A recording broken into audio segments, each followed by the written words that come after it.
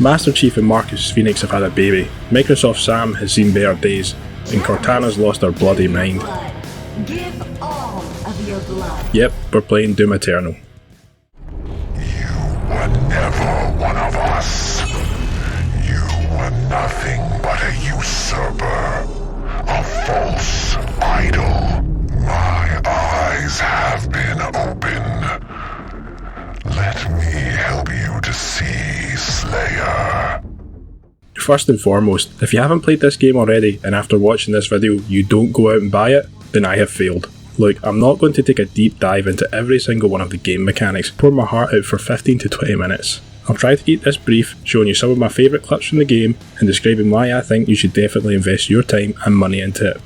Brief segue first. If you're not aware, Bethesda have announced a free next-gen update for this game, as well as upcoming story DLC. That means if you pick it up now on PlayStation or Xbox, you'll get the next-gen port for free. So I'd recommend buying this at some point soon, even now as it's on sale for half price. Okay, so let's start with the story. I'm not going to lie and try to convince you I know all the ins and outs of the franchise. My first introduction to the series was through the movie starring The Rock, back when he still had hair, so the first Doom game I actually played was the soft reboot back in 2016. As I said, you play as Marcus Chief, aka Doom Guy or the Slayer, a super soldier that looks and acts like he's been raised on a diet of anabolic steroids and crack cocaine, whose main goal in life is to tear every demon apart limb by limb.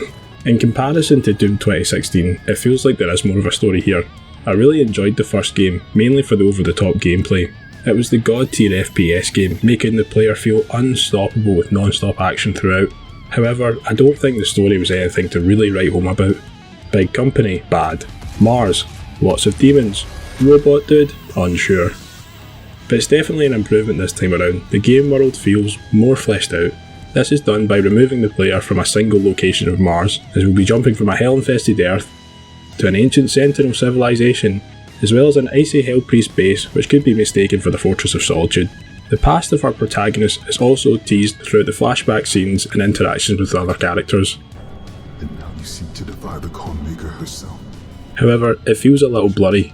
The majority of the character's story and world is explained through exposition and using the codex entries, which you can collect in each mission. I really liked that there was more variety in the level design here, opposed to the backdrops of Hellfire and industrial corridors on repeat in the first game. I'm sure there was more variety in the 2016 game, but when I think back on it, I just remember a lot of orange and greys. All in, it will take you about 20 hours to complete the story. A little longer if you're a completionist and want to find every collectible, and significantly longer if you want to put yourself through the pain of beating the game on Ultra Nightmare mode, or with cheats enabled. The Hell Priests aren't the only ones with a cosy little house to call home, as we get access to the Fortress of Doom, a hub area that the player operates from, a place to spend tokens you've earned from battle, to admire the fruits of your labour, and to check in before setting off to the next location. You can check out the multiple rooms, including an armoury as well as an office with an epic guitar and toy collection, and it's worth it to find the interesting Easter eggs hidden throughout. It's a real classic move from the developer. You really feel like you're in the shoes of the protagonist, and it's a nice break from the sea of microtransactions to have actual unlockables and secrets to find in a AAA game. Okay, so let's get into the actual gameplay for the sequel and how it feels. To me, it's more nuanced than the first. You've got to bounce between weapons and attachments which are suited towards the weaknesses of each enemy type.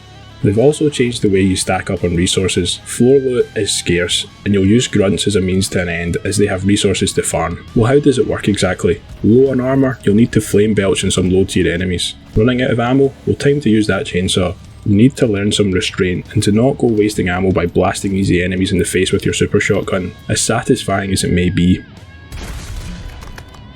Sometimes it can feel damn right impossible to get through the combat encounters. Just when you think it's done, that Mick Gordon industrial hell-inspired soundtrack comes on, indicating a Hell Knight is making a beeline straight towards your arse. After multiple attempts, the possibility of lowering the difficulty creeps into your mind, but mama didn't raise no bitch, so you keep pushing on. There's even a new weapon introduced here, the Unmaker, which you get from completing the challenge levels, Slayer Gates. It uses the same ammunition as the BFG, so it's in that tier of mega weapons. The gameplay is definitely challenging, and a change of pace from the more narrative-driven games I've been playing recently. I think I heard someone else describe it as almost a rhythm game, and that rings true.